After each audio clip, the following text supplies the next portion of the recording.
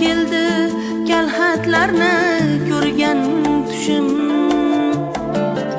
uchdi ketdi boshimdagi humo qushim. Qolaverdim toshga urib yetim boshim,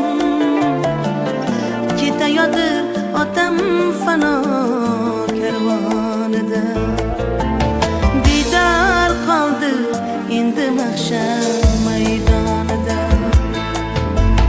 Dadajon kim so'kadi xato qilsam